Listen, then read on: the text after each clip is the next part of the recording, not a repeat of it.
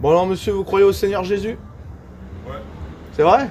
ouais, Vous êtes catholique? ouais. Toi aussi? Vous avez déjà lu la Bible? Ouais, en entier. Vous l'avez étudiée? Je suis en train de l'étudier, ouais. D'accord. Alors que devons-nous faire pour être sauvés? Pour être sauvé, Ouais. il faut croire en Seigneur Jésus, le Ouais. Sauveur, et l'aimer, puis se convertir aussi. C'est ce que Jésus a dit. Ouais. La Bible dit que nous sommes sauvés par la foi seule, hein, sans les œuvres de la loi. Ouais. Il y a quand même les actes, ça compte. Pas pour le salut. Pourquoi tous les prophètes ils invitent à se convertir, à faire le bien? Et ça c'est pour être en bonne communion avec Dieu, être comment dire, voilà, être en fait la loi c'est la loi, tu vois, pour que ça soit, toutes les choses se passent bien quoi. Pardon. Mais ça n'a rien à voir avec notre salut, hein, Ah, si, je pense.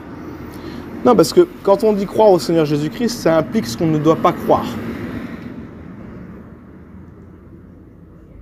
Donc, je ne dois pas croire en ma propre justice, je ne dois pas chercher à établir ma propre justice.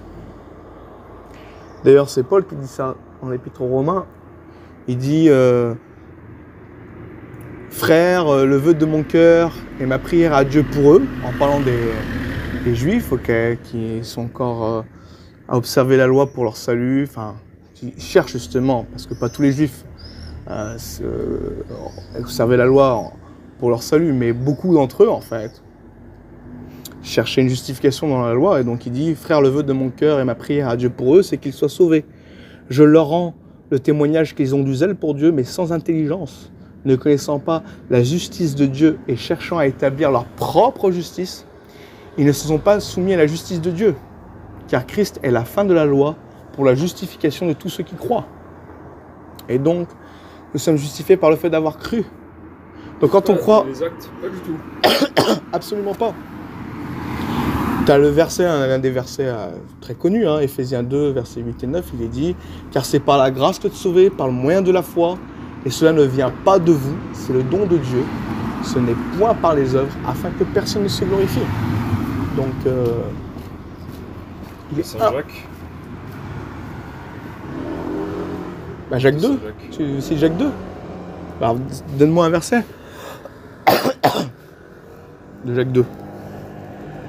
T'as l'air de mieux connaître la Bible que moi, mais du coup... Tu veux sortir le verset où il dit « La foi sans les œuvres est morte ». Alors, tu sais, dans la Bible, il y a plein de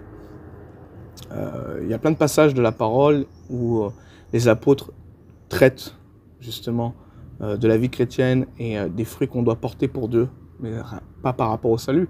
Il n'est pas toujours question du salut dans la Bible. Quand on dit « La foi sans les œuvres est morte », il n'est pas en train de dire que la foi sans les œuvres est inexistante. Okay.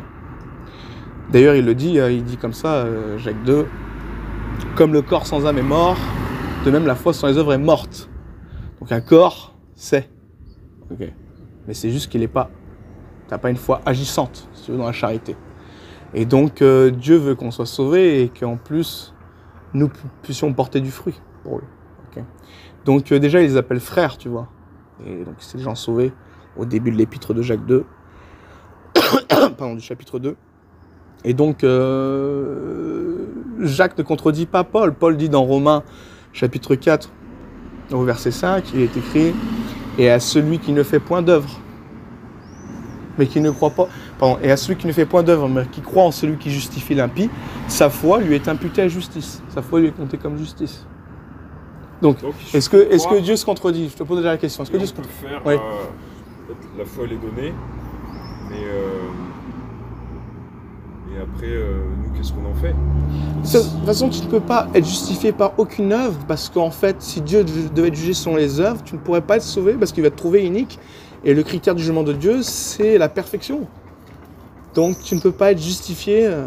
C'est un peu comme la parabole du Seigneur dans Luc 7, où Jésus il dit, voilà, un Simon, c'était je crois qu'un chef de la synagogue ou un pharisien, il lui dit comme ça, il lui dit que t'ensemble Simon, tu vois, à qui sera justement, qui sera le plus, comment dire, avantageux, celui qui devait 50 ou 500, quoi, tu vois. Et la dette a été remise entièrement.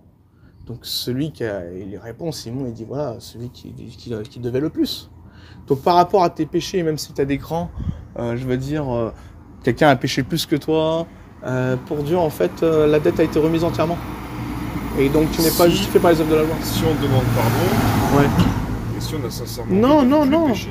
Non, si on demande pardon, le pardon, il nous est accordé par la foi en Jésus-Christ. Il ne nous est pas... Que tu demandes pardon pour tes péchés, ça n'a rien à voir avec ton salut. Forcément, quand tu as cru au Seigneur Jésus-Christ, tu reconnais que tu es pécheur. Mais demander pardon, par exemple, moi je suis sauvé parce que j'ai cru au Seigneur Jésus. Maintenant, si je demande pardon pour mes péchés quotidiens, etc., je serai en meilleure communion avec le Seigneur, ok? J'aurai une meilleure relation. Mais ce n'est pas pour mon salut, ok? Si je ne demande pas pardon, je ne me repens pas de mes péchés. Il y a plein de péchés dont tu ne te repens pas. Il y a plein de péchés que tu sais qu'il ne faut pas le faire et tu le fais quand même, des péchés conscients.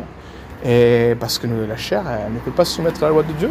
Et donc, tu mourras pécheur. Et de toute façon, de toute manière, à partir du moment où tu as commis un seul péché, même inconsciemment, c'est fini. Tu dois avoir recours au sang de Jésus-Christ. Donc, d'avoir cru au Seigneur Jésus pour ton salut.